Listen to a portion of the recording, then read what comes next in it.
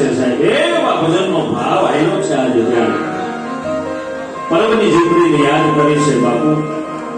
પરમનો સત્ય પ્રસંગ હું આપને કહું કે દેવીદાસ બાપુ જેથી રક્ત પિત્યાની સેવા કરતા હતા. કોનો બાપ છે, કોની દીકરી છે, કોના દીકરા છે, કોઈ નહીં સાહેબ. આખું શરીર રક્ત પિત્યા એમ કહેવાય લોહી પરના ઢગલા થતા હોય.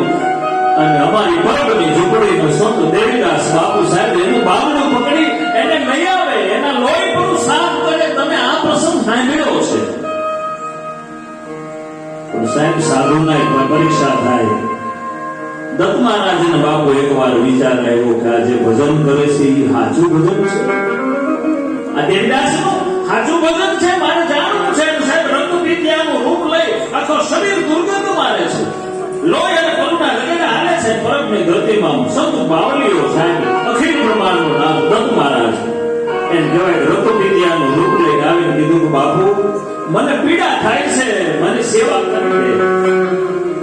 અને સાહેબ ગળવની એક પથારી તૈયાર થઈ, એની ઉપર રૂની ખૂની મુકાવી અને જે રક્તપિત્યાના રૂપમાં આવ્યા છે મારે વાત એ કરવી છે સાહેબ. નથી મફતમાં મળતા, એના તો મૂળ ચૂકવવા પડતા. આ સંતો ને સંતપણા નથી મફતમાં મળતા. આમ એમ કહેવાય પથારી તૈયાર થઈ, પથારી માટે દત્ત મહારાજ હોઈ ગયા. એ તો આજ દેવીદાસ બાપુના વાયખા કરવા આવ્યા છે, એના ભજનને જોવા આવ્યા છે.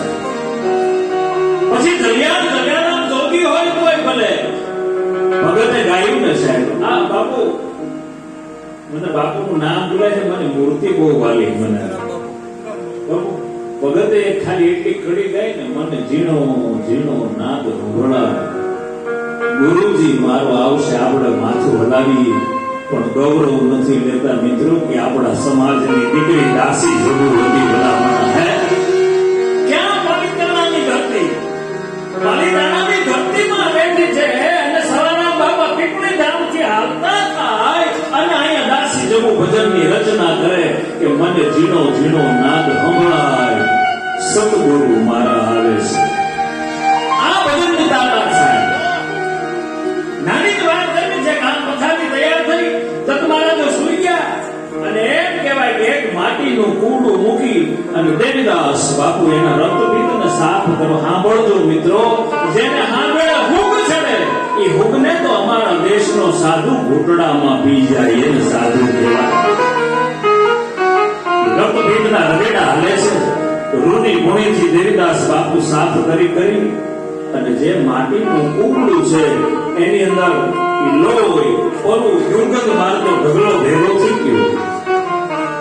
અને દેવીદાસ બાપુ ઈ એમ કહેવાય માટીની કુંડી લઈ અને ઉભા થયા. પણ જે તમારા સાધુના વેશે રક્તપિત્તના વેશે આવ્યા છે એને હાથલો કરીને કીધું કે દેવીદાસ હા બાપુ આ લોહી ભરેલું માટલું લઈ અને ક્યાં આવ્યા? કે બાપુ સામે ગાંઠ છે ને, ગાડાની વાડ છે ને, આ તમારું લોહી ભરું છે ને ન્યા નાખી આપો ને કોઈને નડે નહીં. અને રક્તપિત્યાના રૂપમાં દત્ત મહારાજે કીધું કે દેવીદાસ તારી ભક્તિ ઘટે છે, તારું ભજન ઘટે છે. બાપુ કહે કે આ લોહી એને ભરવું, આ રક્તપિત્ત ચેપી રોગ છે અને ઈ લોહી ભરું તું કાંટમાં નાખીને જીવ હોય, જંતુ હોય, જીવાત હોય અને ઈ જો આને ચાખે તો એને રોગ થાય. તું જો ન્યા નાખે ને તો તારું ભજન પાક્યું ન કહેવાય. સાહેબ દેવીદાસ બાપુને ખબર નથી કે આવનાર માણસ ગમ ભગવાન છે, પણ રક્તપિત્યા કીધું તો ભાઈ તારું કહેવાનું શું છે કે પરમની ઝૂંપડીમાં જો સત દેવીદાસની તે જોત જગાવી હોય, રક્તપિત્યાની સેવા કરતો હોય દેવીદાસ તો એ લોહી પરનું માંડલું તારે પી જવું જોઈએ.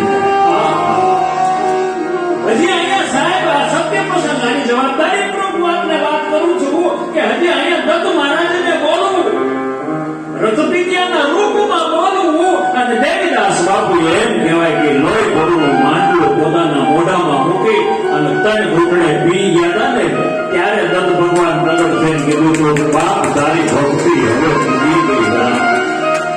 સાહેબ ઈ અવસ્થાએ પહોંચેલા સંતો છે એટલા માટે કેવું પડે નથી મફતમાં મળતા, તેના તો મૂળ ચૂકવવા પડતા. ને શંકર પણ નથી મફત